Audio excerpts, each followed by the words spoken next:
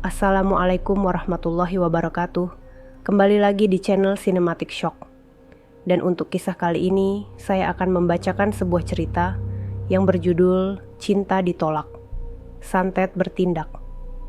Sebelum kita lanjut ke ceritanya, tekan dulu tombol like video ini. Dan jangan lupa tekan juga tombol subscribe channel ini. Nyalakan juga lonceng notifikasinya agar tidak ketinggalan cerita-cerita lainnya. Hai, nama saya Lila. Saya seorang mahasiswa jurusan psikologi di salah satu universitas ternama di kota ini. Kehidupan saya bisa dibilang cukup menyenangkan. Saya punya banyak teman, aktif dalam berbagai kegiatan kampus, dan sering mendapat pujian karena penampilan saya yang cukup menarik. Tapi kali ini, saya ingin menceritakan sebuah kisah yang benar-benar mengubah hidup saya. Sesuatu yang begitu menakutkan dan membuat saya merasakan rasa sakit yang belum pernah saya bayangkan sebelumnya. Semua ini dimulai ketika saya bertemu dengan Andi, seorang teman sekelas yang pendiam dan tidak terlalu menonjol. Saya ingat pertama kali kami bertemu di sebuah seminar kampus. Dia duduk di sudut ruangan, selalu tersenyum saat melihat saya. Awalnya, saya hanya menganggapnya sebagai teman biasa. Tetapi semuanya berubah ketika dia menyatakan cintanya kepada saya. Suatu hari, setelah kelas selesai, Andi menghampiri saya dengan membawa sebuah kotak kecil yang dihias dengan pita merah. "Lila, bolehkah aku berbicara denganmu sebentar?" Tanyanya dengan suara gemetar. Saya mengangguk, tidak tahu apa yang akan dia katakan. Kami duduk di bangku taman kampus, dan dia mulai membuka kotak itu. Di dalamnya ada sebuah boneka kecil yang mirip dengan saya. Boneka itu memakai baju berwarna merah, warna favorit saya. "Lila, aku sudah lama menyimpan perasaan ini. Aku mencintaimu," katanya dengan penuh harap. Saya terdiam sejenak, mencari kata-kata yang tepat untuk menjawabnya. "Andi, maafkan aku. Aku hanya bisa melihatmu sebagai teman. Aku tidak punya perasaan yang sama," jawabku dengan hati-hati, berharap tidak melukainya. Wajah Andi berubah pucat dan senyumnya perlahan memudar. "Aku mengerti, Lila," katanya dengan suara rendah, sebelum beranjak pergi meninggalkan saya sendirian di taman. Beberapa hari setelah kejadian itu, hal-hal aneh mulai terjadi. Pada malam hari, saya sering terbangun dengan rasa sakit yang luar biasa di seluruh tubuh saya. Rasa sakit itu begitu nyata dan menyiksa, seperti ada sesuatu yang mencubit, mencakar, dan menusuk dari dalam. Saya mencoba mengabaikan rasa sakit itu, menganggapnya hanya sebagai mimpi buruk. Tapi malam demi malam, rasa sakit itu semakin parah.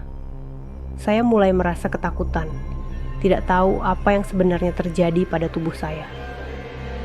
Suatu malam, ketika rasa sakit itu mencapai puncaknya, saya menemukan sesuatu yang membuat darah saya membeku. Di bawah bantal saya, ada boneka kecil yang mirip dengan saya, sama persis dengan yang diberikan Andi. Boneka itu ditusuk dengan jarum di beberapa bagian, dan setiap kali saya merasakannya, rasa sakit itu semakin kuat. Keesokan harinya, saya memutuskan untuk mencari bantuan. Saya menemui sahabat saya, Dinda, yang juga seorang mahasiswa psikologi. "Dinda, aku butuh bantuanmu," kataku dengan suara putus asa, menunjukkan boneka itu kepadanya. Dinda terkejut melihat boneka itu. "Lila, ini seperti boneka voodoo. Kau harus berhati-hati. Siapa yang memberimu ini?" tanyanya dengan cemas.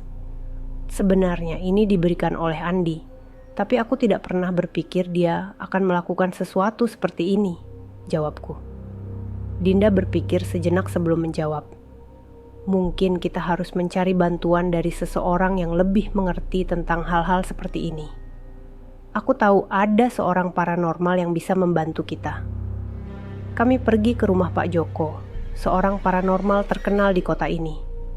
Rumahnya penuh dengan berbagai macam benda mistis dan aroma dupa yang menyengat. Pak Joko menyambut kami dengan ramah dan segera memeriksa boneka itu. Ini adalah boneka voodoo yang sangat kuat. Siapapun yang membuatnya, dia memiliki niat buruk terhadapmu, Lila. Katanya dengan serius. Apa yang bisa kita lakukan untuk mematahkan kutukan ini? Tanyaku dengan cemas. Pak Joko menghela napas panjang sebelum menjawab. Kita harus melakukan ritual pemutusan santet ini. Tapi perlu diingat, ini bukan hal yang mudah. Kau harus siap menghadapi apapun yang terjadi. Malam itu, kami melakukan ritual di rumah Pak Joko. Dia menyiapkan berbagai macam bahan dan alat, serta mengundang beberapa asistennya untuk membantu. Saya merasa gugup dan takut, tapi juga penuh harapan. Kami mulai dengan menyalakan lilin dan membakar dupa. Pak Joko membacakan mantra-mantra dalam bahasa yang tidak saya mengerti. Rasa sakit di tubuh saya semakin parah saat ritual berlangsung, seperti ada kekuatan yang mencoba melawan. Fokus, Lila. Jangan biarkan rasa sakit mengalihkan perhatianmu, kata Pak Joko. Saya mencoba untuk tetap tenang dan mengikuti arahannya. Setelah beberapa jam, ritual selesai. Saya merasa sangat lelah dan lemah, tapi rasa sakitnya sedikit berkurang. Pak Joko tersenyum lelah. Kita telah membuat kemajuan, tapi ini belum selesai. Kau harus tetap waspada. Keesokan harinya, Andi menghampiri saya di kampus. Wajahnya tampak berbeda, seperti ada sesuatu yang gelap dalam dirinya. Lila, aku tahu kau berusaha menghentikan kutukan itu, tapi kau tidak akan bisa, katanya dengan suara dingin. Andi, kenapa kau melakukan ini? Apa yang kau inginkan? Tanyaku dengan marah dan takut. Aku hanya ingin kau merasakan rasa sakit yang sama, seperti yang aku rasakan saat kau menolakku. Kau pikir kau bisa menghentikan ini? Aku akan memastikan kau menderita, jawabnya sebelum pergi. Saya merasa sangat ketakutan. Andi tampaknya semakin bertekad untuk menghancurkan hidup saya. Saya tahu bahwa saya harus menemukan cara untuk menghentikannya, sebelum semuanya menjadi lebih buruk. Malam-malam berikutnya menjadi mimpi buruk bagi saya. Rasa sakit itu semakin parah, dan saya mulai kehilangan harapan. Saya merasa seperti tidak ada yang bisa membantu saya. Dinda selalu ada untuk mendukung saya, tapi saya tahu bahwa dia juga mulai putus asa. Lila, kita harus mencari cara lain. Mungkin ada seseorang yang lebih kuat dari Pak Joko, kata Dinda dengan suara penuh kecemasan. Tapi siapa? Siapa yang bisa membantu kita? Tanyaku dengan putus asa. Kita harus mencoba semua yang kita bisa. Aku tidak akan membiarkanmu menderita seperti ini, jawab Dinda dengan tegas. Dinda mendapatkan informasi tentang seorang dukun tua di desa terpencil yang konon memiliki kekuatan luar biasa. Kami memutuskan untuk pergi ke sana, meskipun perjalanan itu penuh dengan tantangan. Desa itu terletak jauh di dalam hutan, dan kami harus melewati jalan yang berliku dan berbahaya. Saat kami tiba di desa, kami disambut oleh seorang wanita tua yang memperkenalkan dirinya sebagai Nyai Murni.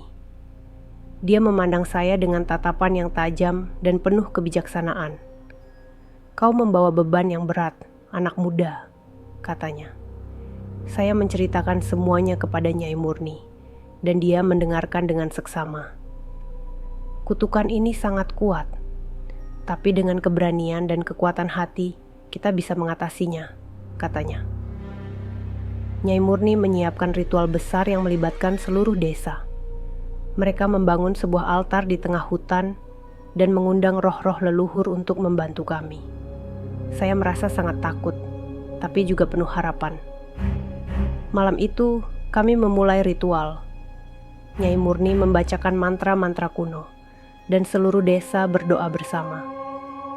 Saya merasakan kekuatan besar yang mengalir melalui tubuh saya, dan rasa sakit itu mulai berkurang. Tiba-tiba, saya melihat bayangan Andi muncul di depan saya. Kau tidak akan bisa menghentikan ini, Lila, katanya dengan suara yang penuh kebencian.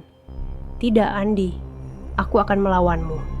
Aku tidak akan membiarkanmu menghancurkan hidupku, jawabku dengan tegas. Saya merasa ada kekuatan baru dalam diri saya, dan saya berdoa dengan seluruh hati. Ritual itu berlangsung sepanjang malam. Ketika matahari terbit, saya merasakan beban yang berat terangkat dari tubuh saya. Rasa sakit itu hilang, dan saya merasa bebas. Nyai Murni tersenyum padaku. Kau telah berhasil, anak muda. Kau memiliki kekuatan yang luar biasa. Saya merasa sangat lega dan berterima kasih kepada Nyai Murni dan seluruh desa. Kami kembali ke kota dengan perasaan yang lebih tenang dan penuh harapan. Kehidupan saya perlahan kembali normal.